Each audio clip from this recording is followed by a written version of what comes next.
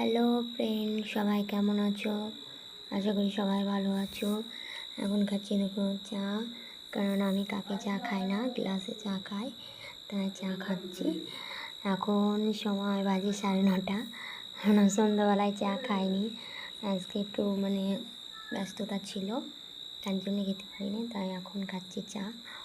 চায়ের সাথে বিস্কুটটা ছিল, তো খাওয়া গেছে। এই যে আমাদের পুচকু বসে আছে, পুচকুকে একটু দিলাম, ওর জন্য খেতে হলে ওকে পাইনি, একটু খেয়েছি।